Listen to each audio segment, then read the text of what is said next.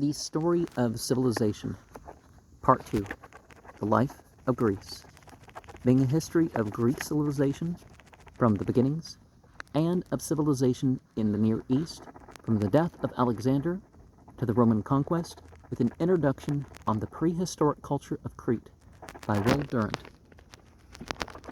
Chapter 4, Sparta.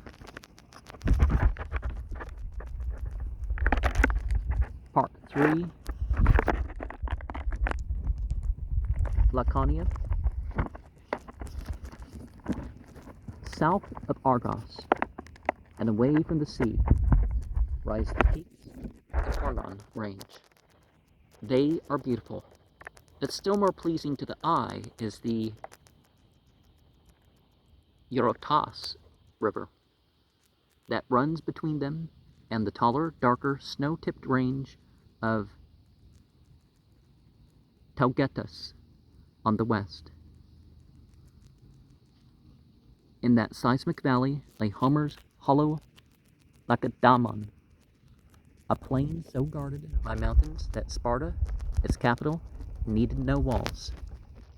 At its zenith, Sparta, the scattered, was a union of 5 villages, tolling some 70,000 population.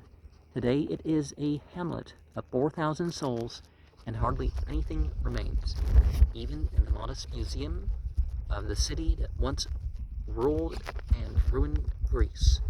And this may be the longest program that we are going to have in this book. Section 1. The expansion of Sparta.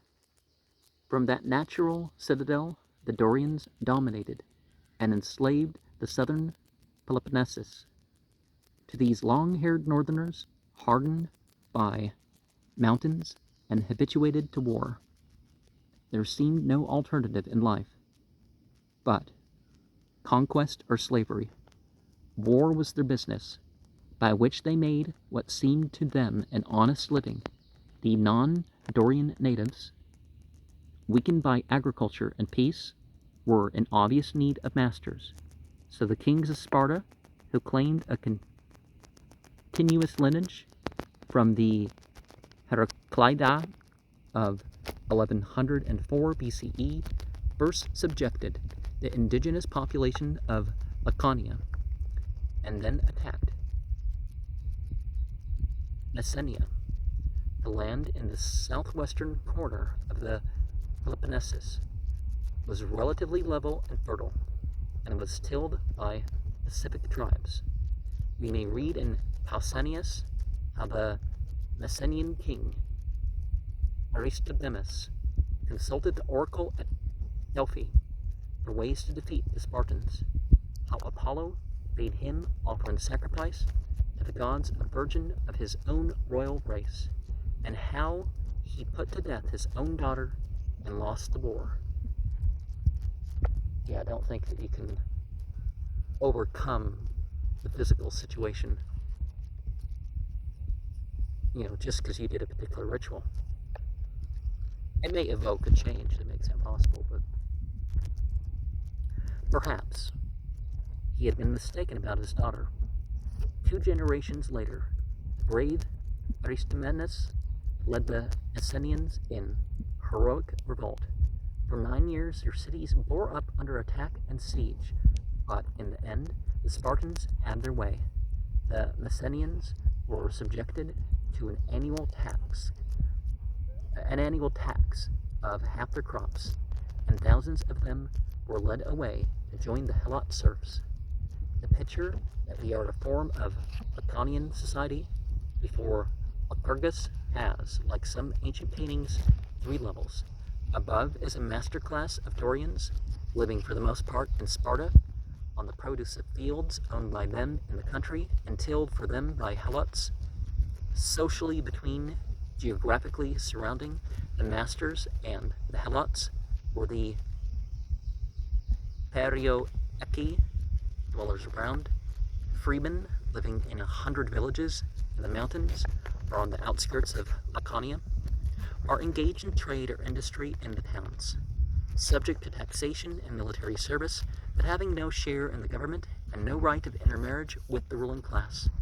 Lowest and most numerous of all were the Helots, so named according to Strabo, from the town of Hellas, whose people had been among the first to be enslaved by the Spartans by simple conquest of the non-Dorian population or by importing prisoners of war. Sparta had made Laconia a land of some 224,000 Helots, 120,000 Perioeci, and 32,000 men, women, and children of the citizen class. The Helot had all the liberties of a medieval serf. He could marry as he pleased, breed without forethought, work the land in his own way, and live in a village with his neighbors, undisturbed by the absentee owner of his lot, so long as he remitted regularly to this owner the rental fixed by the government. And, well, I wouldn't quite phrase it like that, because you really should put thought into your who you pick as a breeding partner. The Georgia Guidestones is right in that respect. Well, if it's interpreted that way, right? He was bound to the soil, but neither he nor the land could be sold. In some cases, he was a domestic servant in the town. He was expected to attend his master in war, and when called upon to fight for the state. If he fought well, he might receive his freedom. His economic condition was not normally worse than that of the village peasantry in the rest of Greece, outside of Attica, or the unskilled laborer in a modern city. He had the consolations of his own dwelling, varied work, and the quiet friendliness of trees and fields, but he was continually subject to martial law and to secret supervision by a secret police, by whom he might at any moment be killed without cause or trial. In Laconia, as elsewhere, the simple paid tribute to the clever. This is a custom with a vulnerable past and a promising future. In most civilizations, this distribution of the goods of life is brought about by the normally peaceful operation of the price system. The clever persuade us to pay more for the less readily duplicate luxuries and services that they offer us than the simple can manage to secure for the more easily replaceable necessaries that they produce. But in Laconia, the concentration of wealth was effected by irritatingly visible means, and left among the Helots a volcanic discontent that in almost every year of Spartan history threatened to upset the state with revolution.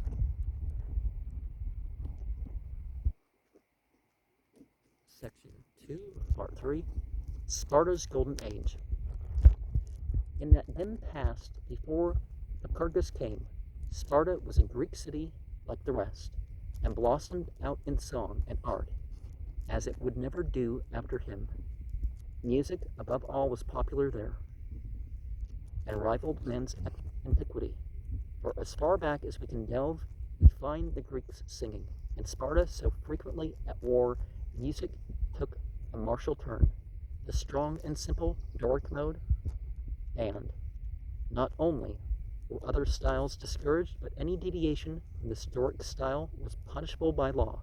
Even Kepandar, though he had quelled a sedition by his songs, was fined by the ephors, and his lyre nailed mute to the wall, because to suit his voice he had dared to add another string to the instrument. And in a latter generation, Timotheus, who had expanded Kepandar's 7 strings to 11, was not allowed to compete at Sparta, and the ephors had removed from his lyre the scandalously extra strings. The figures of the numbers, the 224,000, 120,000, 32,000 men, women, children. Okay, those are conjectures, being based on hints and assumptions. They don't know exactly. Some of the ancient censuses and stuff seem pretty accurate. Like there's no indication that there's rounding. Some of them, in general, they just gave a general figure, I would think. But when they actually did a census, and nowadays we have this thing where people are adding extra strings to guitars. Instead of 6, they're adding a 7th or an 8th. And, saw this guy with 36 strings on his guitar? And it's like, is that even a guitar anymore? Or is it just a piano with no keys? Sparta, like England, had a great, or is it technically a harp? A stiffer harp? Sparta, like England, had great composers. When she imported them towards 670 BCE, supposedly at the behest of the Delphic oracle, Terpander was brought in from Lesbos to prepare a contest in choral singing at the festival of Laconia. Likewise, Philetus was summoned from Crete about 620, and soon after came Tertaeus, Alcman, and Palimpsestus. Their labors went mostly to composing patriotic music and training choruses to sing it. Music was seldom taught to individual Spartans, as in revolutionary Russia. The communal spirit was so strong that music took a corporate form, and group competed with group in magnificent festivals of song and dance. Such choral singing gave the Spartans another opportunity for discipline and mass formations, for every voice was subject to the leader. At the feast of the Akintia, King Agesilaus sang obediently in the place and time assigned to him by the choral master, and in the festival of the Gymnopedia, the whole body of Spartans of every age and sex joined in massive exercises of harmonious dance and antistrophal song.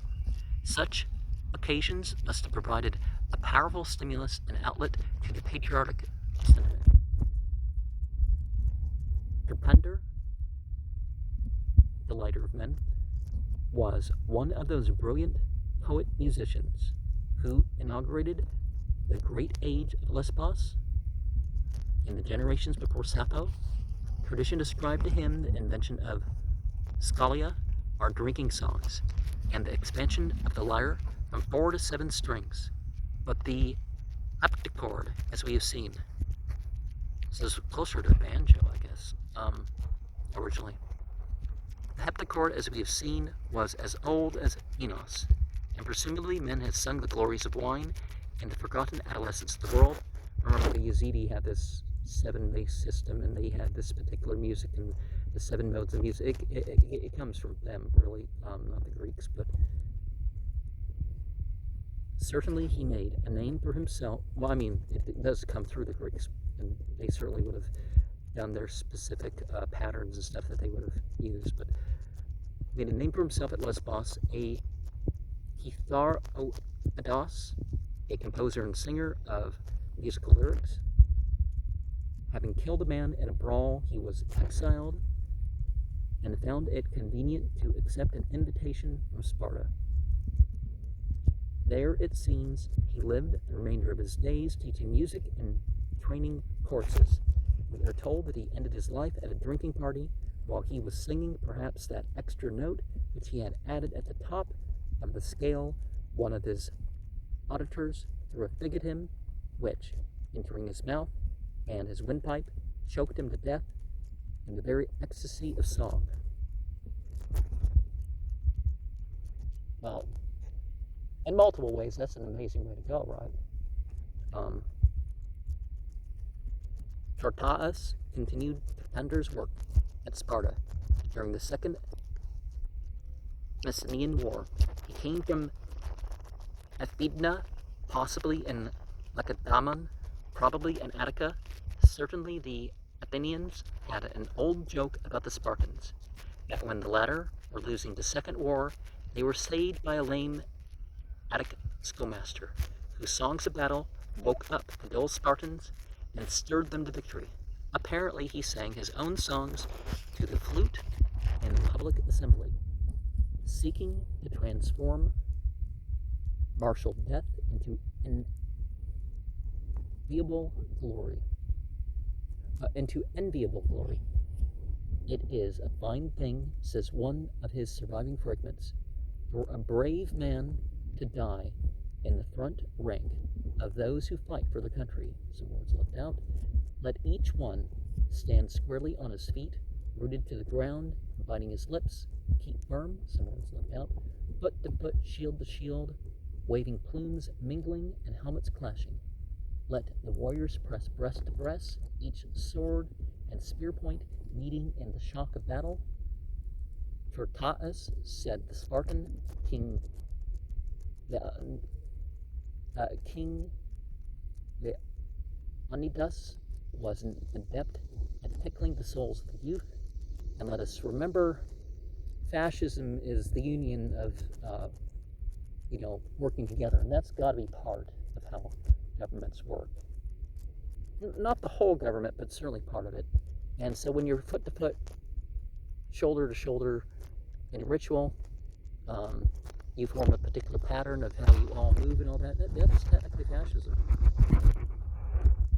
Altman sang in the same generation as friend and rival of Tertaeus, but in a more varied and earthly strain. He came from far off Lydia, and some said that he was a slave. Nevertheless, the Laconia welcomed him, not having yet learned the Thalasia, or hatred of foreigners. Nowadays we use the word xenophobia, which was to become part of the Laconia code. Also, look at the Seth video that I have, Ancient Egypt, the Society of the God of the Foreigners or something. The later Spartans would have been scandalized at his eulogies of love and food, and his roster of Laconia's noble wines. Tradition ranked him as the grossest eater of antiquity, and as insatiable a pursuer of women. One of his songs told how fortunate he was that he had not remained at Sardis, where he might have become an immaculate priest of Bella.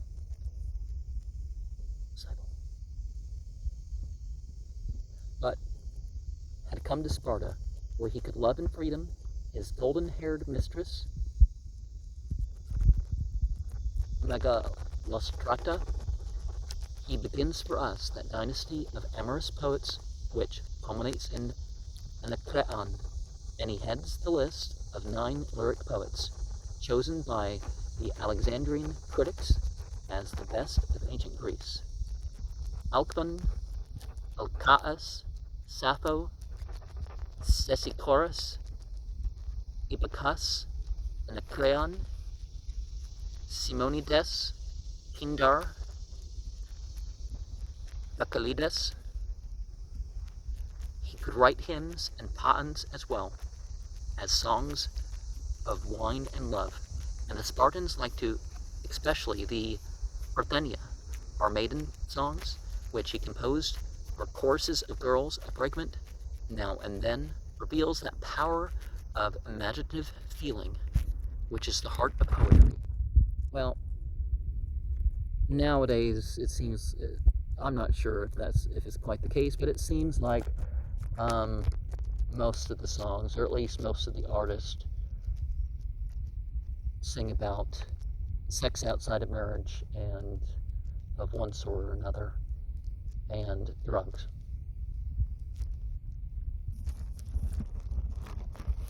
Asleep lie mountain top and mountain gully, shoulder also and ravine, the creeping things that come from the dark earth, and the beasts that lie upon the hillside, the generation of the bees, The monsters in the depths of the purple sea all lie asleep, and with them the tribes of the winging birds. How strangely similar this is, as if one feeling united two poets across 25 centuries to Goth's Wanderer's Night Song. Über allen Wheatfeln ist Ruhe. In allen Wheatfeln spürest du kaum einen Hauch. Die Vogelein schweigen im Wald, wart nur bald. Ruhest du auch? Over all the hilltops is quiet now, and all the treetops hearest thou. Hardly a breath, the birds are asleep in the trees. Wait soon, like these, thou too shalt rest. We may judge from these poets that the Spartans were not always Spartans, and that in the century before Lycurgus they relished poetry and the arts as keenly as any of the Greeks. The choral ode became so closely associated with them that when the Athenian dramaticists wrote choral lyrics for their plays, they used the Doric dialect, though they wrote the dialogue in the Attic speech. It is hard to say what other arts flourished in Lacedaemon in those Halcyon days, for even the Spartans neglected to preserve or record them. Isn't there a famous music album by one of those top artists called Halcyon Days? And I'm not sure how it relates, other than some sort of nostalgic, idyllic age.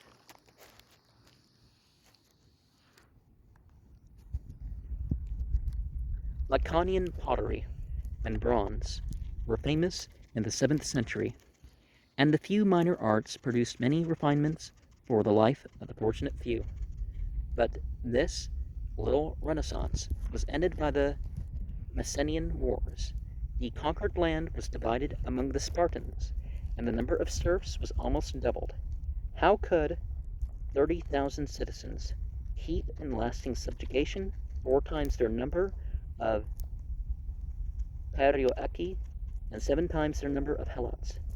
It could be done only by abandoning the pursuit and patronage of the arts, and turning every Spartan into a soldier ready at any moment to suppress rebellion or wage war. The constitution of Lycurgus achieved this end, but at the cost of withdrawing Sparta in every sense but the political from the history of civilization. Section 3. Lycurgus. Greek historians from Herodotus onward took it for granted that Lycurgus was the author of the Spartan Code, just as they accepted as historical the siege of Troy and the murder of Agamemnon, and as modern scholarship for a century denied the existence of Troy and Agamemnon, so today it hesitates to admit the reality of Lycurgus. Did they ever deny the history of some stuff in the Bible that was actually not true or something? Or certain things happen again and again and again, so it's like,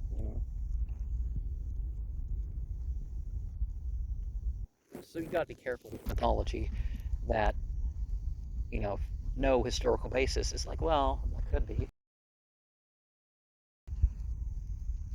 The dates assigned to him vary from 900 to 600 BCE, and how could one man take out of his head the most unpleasant and astonishing body of legislation in all history, and impose it in a few years not only upon a subject population, but even upon a self-willed and warlike ruling class? Nevertheless, it would be presumptuous to reject on such theoretical grounds a tradition accepted by all Greek historians. The 7th century was peculiarly an age of personal legislators. Seleucus at Locris 660 BCE. Draco at Athens, 620. Part of the idea of Draconian is those triangular little things, right? In the order of 9 angles, it's just, the shape, and you're connecting to the shape, not the law of the shape, although maybe that's an implication. There's a law implied of the shape, or a type of law, even though you're supposed to be lawless or whatever. But it's a harshness, yeah. A lot of our concepts and our words come from figures that have been, they turned their name into a word. And Corondus of Sicilian Catana, 610 BCE, not to speak of Josiah's discovery of the Mosaic Code in the Temple at Jerusalem, 620 BCE. Remember, none of those J names are in the Bible are J names. Now, the ancient Egyptians had the and the so maybe you had a J name, whatever, but not any of the ones that we have listed as J names. Would there have been the J? Probably we have in these instances not so much a body of personal legislation as a set of customs harmonized and clarified into specific laws, and named for convenience's sake from the man who codified them, and in most cases gave them a written form.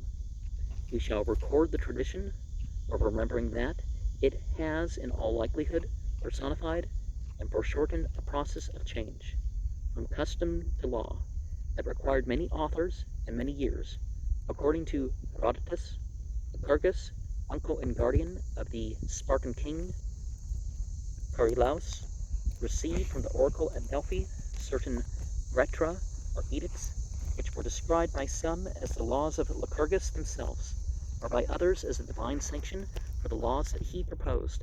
Apparently the legislators felt that to alter certain customs or to establish new ones, the safest procedure would be to present the proposals as commands of the god. It was not the first time that a state had laid its foundations in the sky.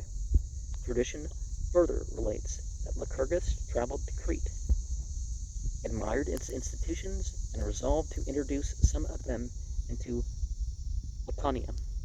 The kings and most of the nobles grudgingly accepted his reforms as indispensable to their own security, but a young aristocrat, Laconia, resisted violently and struck out one of the legislators' eyes. Plutarch tells the story with his usual simplicity and charm. Lycurgus, so far from being daunted or discouraged by this accident, stopped short and showed his disfigured face and eye beaten out to his countrymen. They, dismayed and ashamed at the sight, delivered Lycander into his hands to be punished. Lycurgus, having thanked them, dismissed them all, excepting only Lycander, and taking him with him into his house, neither did nor said anything severely to him, but bade Lycander to wait upon him at the table. The young man, who was of an ingenious temper, without murmuring, did as he was commanded, and being thus admitted to live with Lycurgus, he had an opportunity to observe in him, besides his gentleness and calmness of temper, an extraordinary sobriety and an indefatigable industry, and so, from being an enemy, became one of his most zealous admirers, and told his friends and relations that he was not that morose and ill-natured man they had taken him for, but the one mild and gentle character of the world.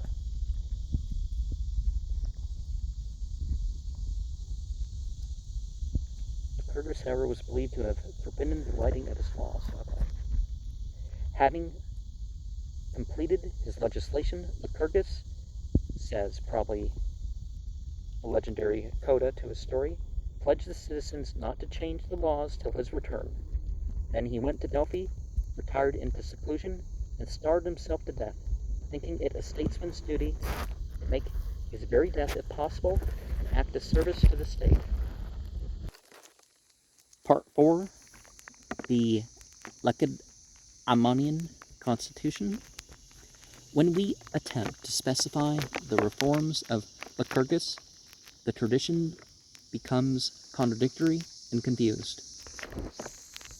It is difficult to say which elements of the Spartan code preceded Lycurgus, which were created by him, are his generation, and which were added after him. Plutarch and Polybius assure us that Lycurgus redistributed the land of Laconia into 30,000 equal shares among the citizens. Thucydides implies that there was no such distribution. Perhaps old properties were left untouched, while the newly conquered land was equally divided.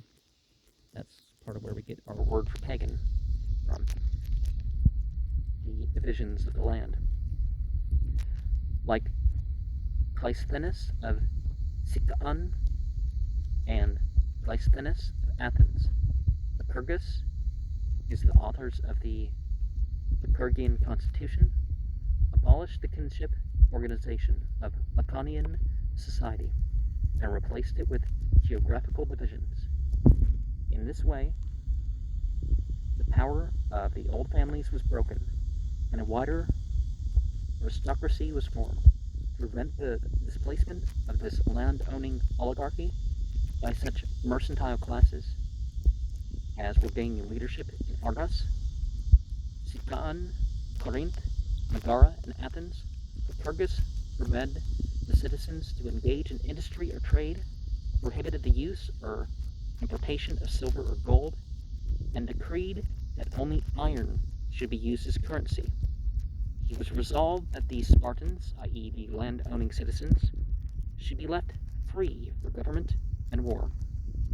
It was a boast of ancient conservatives that the Lycurgian Constitution endured so long because the three forms of government, monarchy, aristocracy, and democracy, were united in it.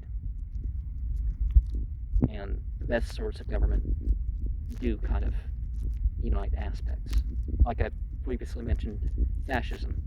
You can't have a totally fascist government. You can't have a totally socialist government. There's problems with it. You can't have a totally communist government, or a totally democratic government, or a totally capitalist government. And in such proportions that each element neutralized the others against excess. Sparta's monarchy was really a duarchy, since it had concurrently two kings descending from the invading Heraclides.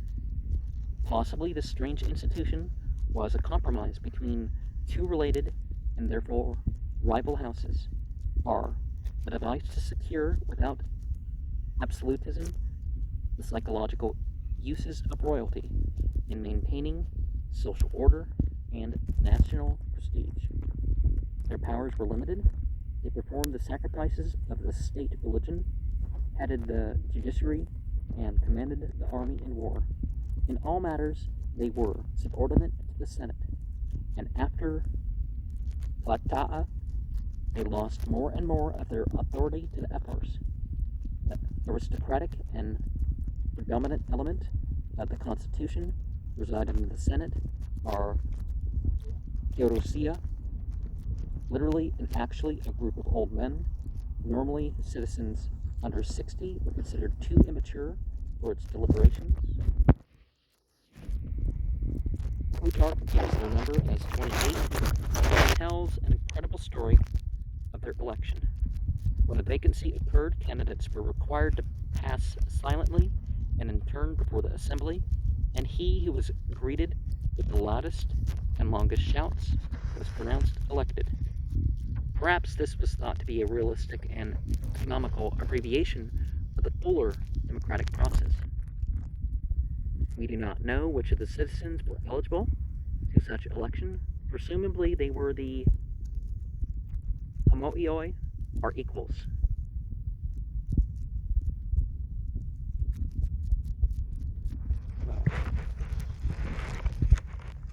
Who owned the soil of Laconia. had served in the army and brought their quota of food to the public mess. The Senate originated legislation, acted as a supreme court in capital crimes, and formulated public policy. The assembly, or appella, was Sparta's concession to democracy. Apparently, all male citizens were admitted to it upon reaching the age of 30. Some 80,000 males were eligible in a population of 376,000. It met on each day of the full moon. All matters of great public moment were submitted to it, nor could any law be passed without its consent. Few laws, however, were ever added to the Liturgian constitution, and these the assembly might accept or reject, but not discuss or amend. It was essentially the old Homeric public meeting, listening in awe to the council of chiefs and elders, or to the army commanding kings. Theoretically, sovereignty resided in the appella, but an amendment made the Constitution after Lycurgus empowered the Senate. If it judged that the assembly had decided crookedly to reverse the decision, when an advanced thinker asked Lycurgus to establish a democracy, Lycurgus replied, "Begin, my friend, by setting it up in your own family." Pharaoh compared the 5 ephors, overseers, to the Roman tribunes, since they were chosen annually by the assembly. But they corresponded more to the Roman consuls, as wielding an administrative power checked only by the protests of the Senate. The ephorate existed before Lycurgus, and yet is not mentioned in such reports of its legislation as have reached us. By the middle of the 6th century BCE, the ephors had become equal in authority to the kings. After the Persian War, they were practically supreme. They received embassies, decided disputes at law, and commanded the armies, and directed, absolved, or punished the kings. The enforcement of the government's decrees was entrusted to the army and the police. It was the custom of the ephors to arm certain of the younger Spartans as a special and secret police, the Kleptaia, with the right to spy upon the people, and in the case of helots, to kill at their discretion. This institution was used at unexpected times, even to do away with helots, who, though they had served the state bravely in war, were feared by the masters as able and therefore dangerous men. After 8 years of the Peloponnesian War, says the impartial Thucydides, the helots were invited by a proclamation to pick out of those of their number who claimed to have the most distinguished themselves against the enemy. In order that they might receive their freedom, the object being to test them, as it was thought that the first to claim their freedom would be the most high-spirited and the most apt to rebel. As many as 2,000 were selected accordingly, who crowned themselves and went round the temples, rejoicing in their new freedom. The Spartans, however, soon afterwards did away with them, and no one ever knew how each of them perished. And one of the things we see with law and other aspects of culture is, how much of it is new. Because even the prophetic figures don't come saying, "I condemn all my culture. It's all wrong." It's like, no, some things were right. Or all the ones. The power and pride of Sparta was above all in its army, for in the courage, discipline, and skill of these troops it found its security and its ideal.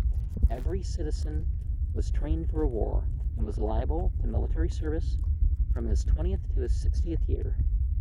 Out of this severe training came the hoplites of Sparta, those close-set companies of heavy-armed and spear hurling citizen infantry that bore the terror even of the Athenians and remained practically undefeated until Epaminondas overcame them at Leuctra. Around this army, Sparta formed its moral code. To be good was to be strong and brave. To die in battle was the highest honor and happiness. To survive defeat was a disgrace that even the soldier's mother could hardly forgive.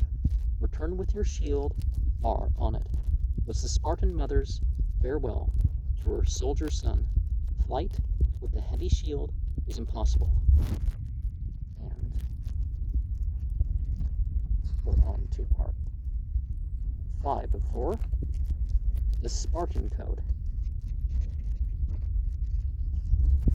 To train men to an ideal so unwelcome to the flesh, it was necessary to take them at birth and form them by the most rigorous discipline. The first step was a ruthless eugenics. Not only must every child face the father's right to infanticide, but it must also be brought before a state council of inspectors, and any child that appeared defective was thrown from a cliff of Mount Taygetus to die on the jagged rocks below. A further elimination probably resulted from the Spartan habit of injuring their infants to discomfort. Inuring their infants to discomfort and exposure. Men and women were warned to consider the health and character of those whom they thought of marrying, even a king. Archidamus was fined for marrying a diminutive wife. Husbands were encouraged to lend their wives to exceptional men so that fine children might be multiplied. Husbands disabled by age or illness were expected to invite young men to help them breed a vigorous family. Lycurgus says, Plutarch, ridiculed, I already presented a translation of Plutarch's Lives, ridiculed jealousy and sexual monopoly. He called it absurd that people should be so solicitous for their dogs and horses as to exert interest and pay money or cure fine breeding, and yet keep their wives shut up to be made mothers only by themselves, who might be foolish, infirm, or diseased. In the general opinion of antiquity, the Spartan males were stronger and handsomer, their women healthier and lovelier than other Greeks. Wow. Wouldn't there have been issues mentally and spiritually other than, sure, they were military might face a culture that, could overtake you. But, there's got to be more than that. And probably that could be part of what would continue the violence, right? Because if, you have to lend off your wife, and, that's naturally going to cause some feelings, and you're going to channel those in war. A lot of crime, you can say, happens because of similar situations as that, right? Probably more of this result was due to training than to eugenic birth. Thucydides makes King Archidamus say, there's little difference at birth, presumably, between man and man, but the superiority lies with him who is reared in the severest school. At the age of 7, the Spartan boy was taken from his family and brought up by the state. He was enrolled in what was at once a military regiment and a scholastic class under a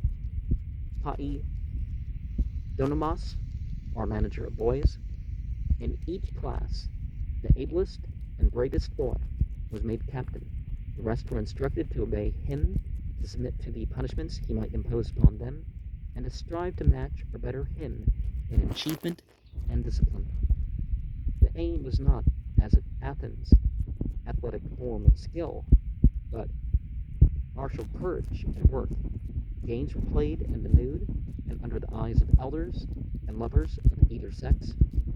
The older men made it their concern to provoke quarrels among the boys, individually and in groups, so that vigor and fortitude might be tested and trained, and at any moment cowardice brought many days of disgrace.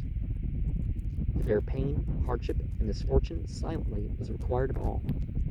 Every year at the altar of Artemis Orthia, some chosen youths were scourged till their blood stained the stones.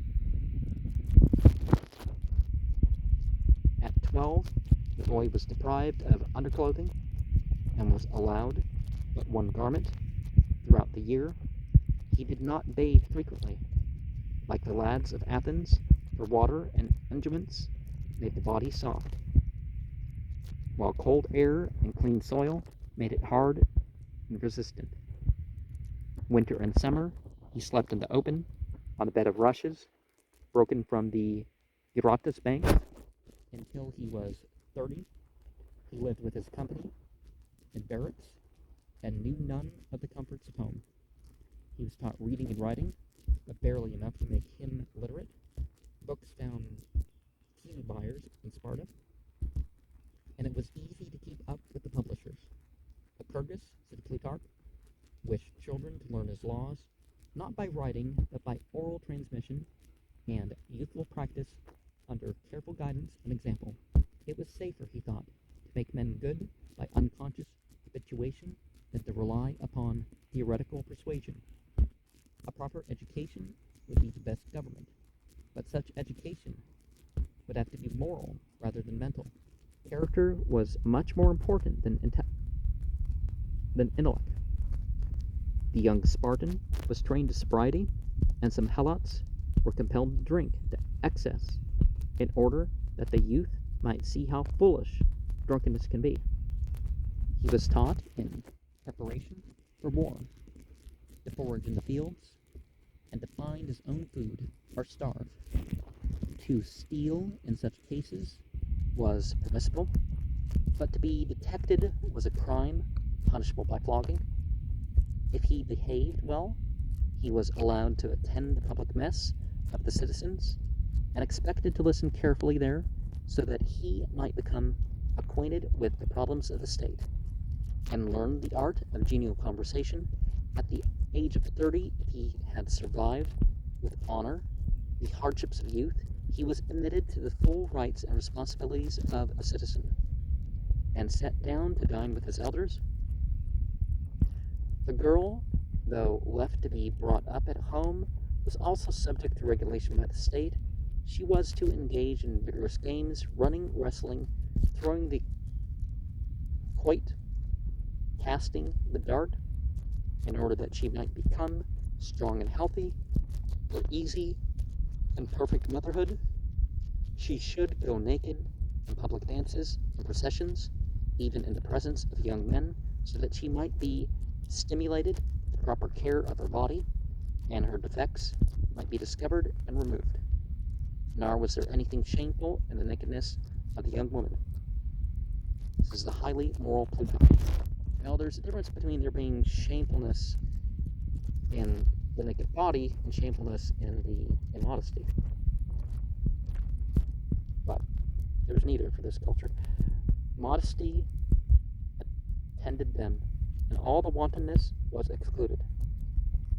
While they danced, they sang songs of praise for those that had been brave in war, and heaped contumely upon those that had given way. Mental education was not wasted upon the Spartan girl. As to love, the young man was permitted to indulge in it without prejudice of gender. Nearly every lad had a lover among the older men. From this lover he expected further education, and in return he offered affection and obedience. Often this exchange grew into passionate friendship that stimulated both youth and man, bravery and war. Young men were allowed considerable freedom before marriage, so that prostitution was rare, and hata irai here found no encouragement. Is that the word? Is hata irai? Is that the word for sacred prostitute? In all of Lacedaemon, we hear only of one temple to Aphrodite, and there, that which was treated as a goddess was represented as veiled, armed with a sword, and bearing fetters on her feet, as if to symbolize the foolishness of marrying for love.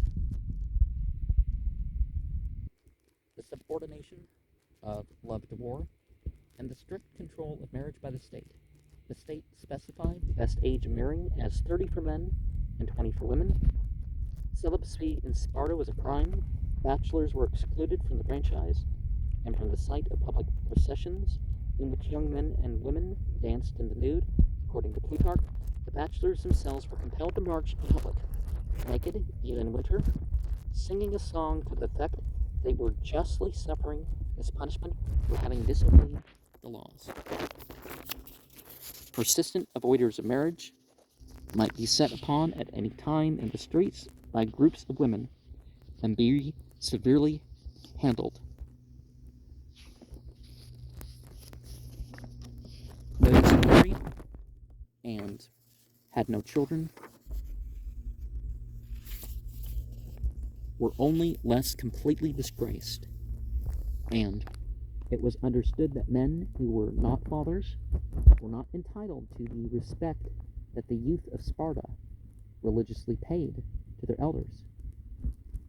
Marriages were usually arranged by the parents without purchase, but after this agreement, the bridegroom was expected to carry off the bride by force, and she was expected to resist. The word for marriage was harpedzine, to seize. If such arrangements left some adults still unmarried, several men might be pushed into a dark room with an equal number of girls and be left to pick their life mates in the darkness. The Spartans thought that such choosing would not be blinder than love. It's true sometimes that you don't choose your, you don't choose who you love, or you don't choose that sort of thing. You choose your behaviors, though. So your behaviors can lead to some of that, but it's better to choose a marriage for other reasons than love.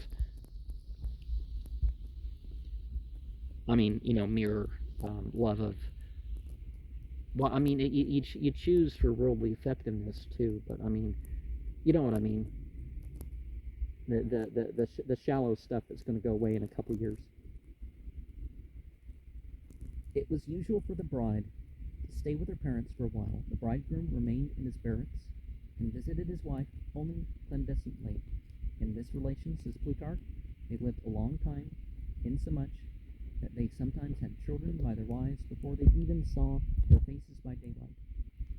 When they were ready for parentage, custom allowed them to set up a home. Love came after marriage rather than before, and marital affection appears to have been as strong in Sparta as in any other civilization. The Spartans boasted that there was no adultery among them, and that they may have been right, for there was much freedom before marriage, and many husbands could be persuaded to share their wives, especially with their brothers. Oh, well, no adultery without permission, okay. Divorce was rare. The Spartan general, Lysander, was punished because he left his wife and wished to marry a prettier one. In some cultures, there's polyandry, formally, that you can marry, a woman can be married to a bunch of people. All in all, the position of woman was better in Sparta than in any other Greek community. There, more than elsewhere, she preserved her high Homeric status and the privileges that survived from an earlier matrilineal society. Spartan women, says Plutarch, were bold and masculine, overbearing to their husbands and speaking openly even on the most important subjects. They could inherit and bequeath property, and in the course of time so great was their influence over men, nearly half the real wealth of Sparta was in their hands. They lived a life of luxury and liberty at home, while the men bore the brunt of frequent war, or dined on a simple fare in the public mess. For every Spartan male, by a characteristic ordinance of the constitution, was required from his 30th to his 60th year to eat his main meal daily in a public dining hall, where the food was simple in quality and slightly but deliberately inadequate in amount. In this way, says Plutarch, the legislator thought to harden them to the privations of war, and to keep them from the degeneration of peace. They should not spend their lives at home, laid on costly couches, at splendid tables, delivering themselves up to the hands of their tradesmen and cooks, to fatten them in corners like greedy brutes, and to ruin not their minds only, but their very bodies, which, enfeebled by indulgence and excess, would stand in need of long sleep, warm bathing, freedom from work, and, in a word, of as much care and attendance as if they were continually sick.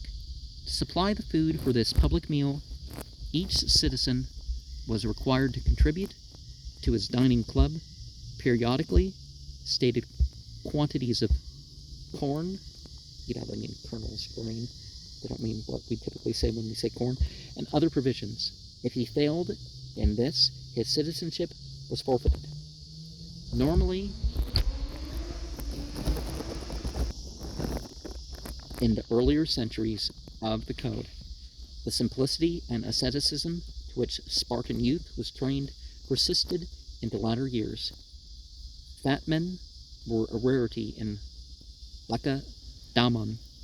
There was no law regulating the size of the stomach, but if a man's belly swelled indecently, he might be publicly reproved by the government or banished from Laconia.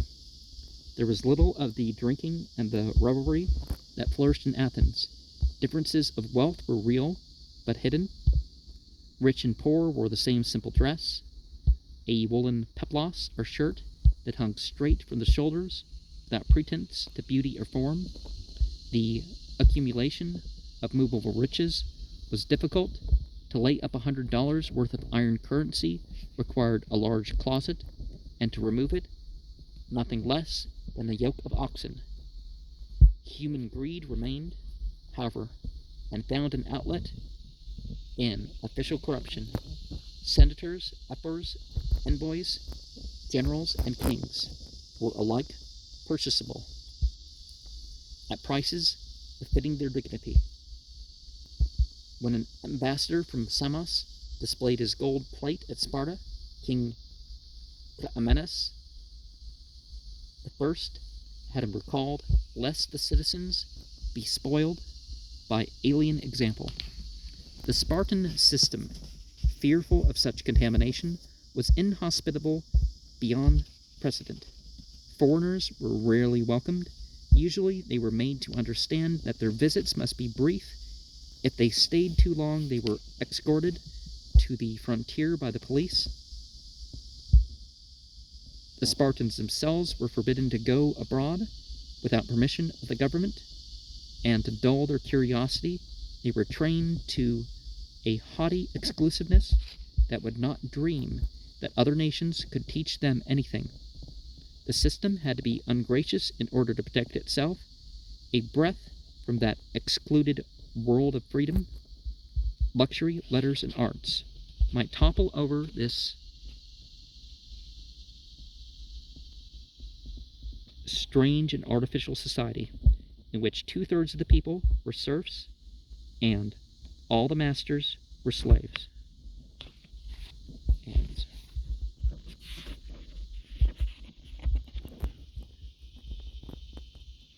Part 6, 3. An estimate of Sparta.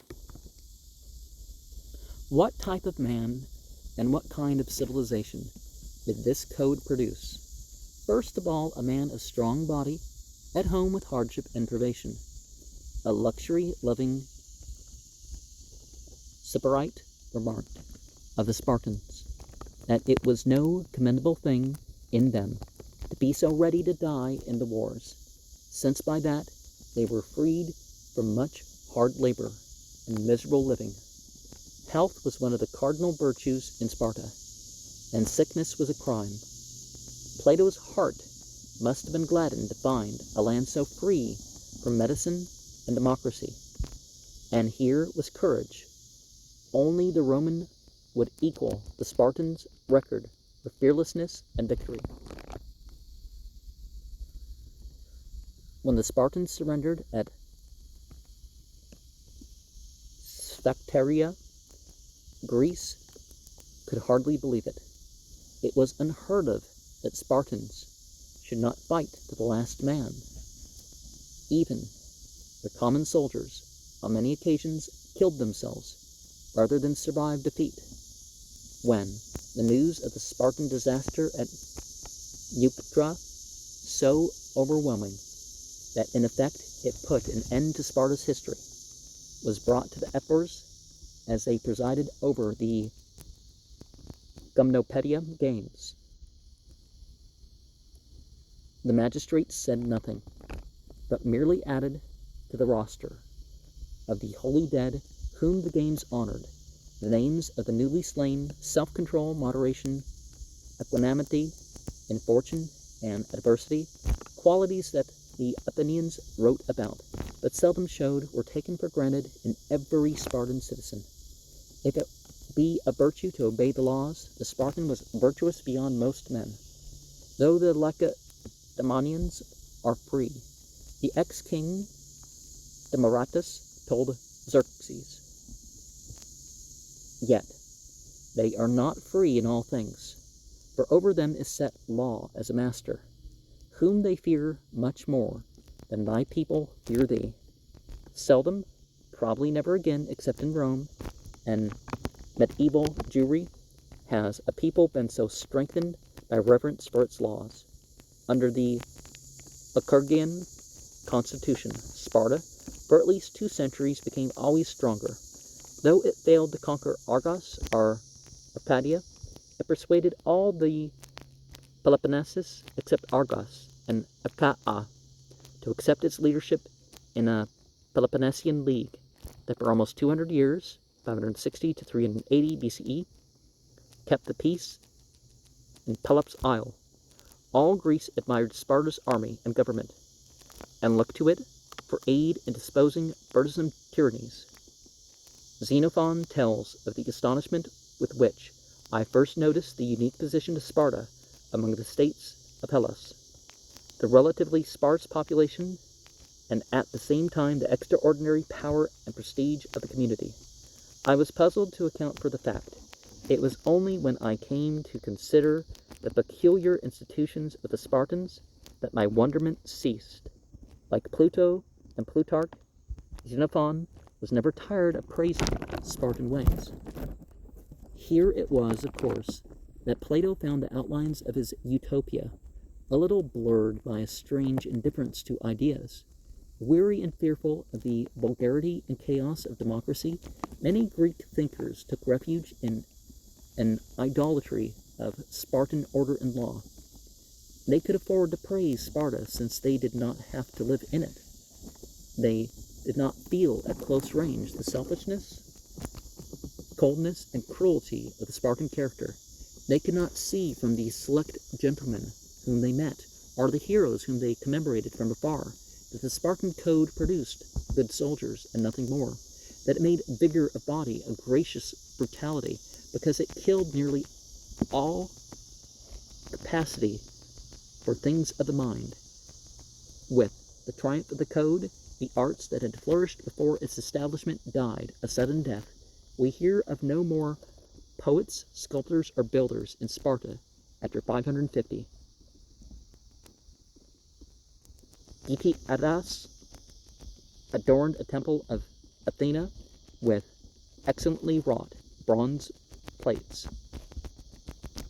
Buphocles of Magnesia built the stately throne of Apollo at Amycla, and Theodorus of Samos built for Sparta a famous town hall After that, Spartan art, even by imported artists, is hardly heard of anymore. Only a choral dance and music remained, for there Spartan discipline could shine, and the individual could be lost in the mass, excluded from commerce with the world, barred from travel, ignorant of the science and literature and the philosophy of exuberantly growing Greece. The Spartans became a nation of excellent hoplites, with the mentality of a lifelong infantryman. Greek travelers marveled at a life so simple and unadorned, a franchise so jealously confined, a conservatism so tenacious of every custom and superstition, a courage and discipline so exalted and limited, so noble in character, so base in purpose, and so barren in result. While hardly a day's ride away, the Athenians were building, out of 1,000 injustices and errors, a civilization broad in scope and yet intense in action, open to every new idea and eager for intercourse with the world, tolerant, varied, complex, luxurious, innovating, skeptical, imaginative, poetical, turbulent, free. It was a contrast that would color and almost delineate Greek history. In the end, Sparta's narrowness of spirit betrayed even her strength of soul. She descended into the sanctioning of any means to gain a Spartan aim. At last, she stopped so far to conquer as to sell to Persia the liberties that Athens had won for Greece at Marathon. Militarism absorbed her, and made her, once so honored, the hated terror of her neighbors. When she fell, all the nations marveled, but none mourned.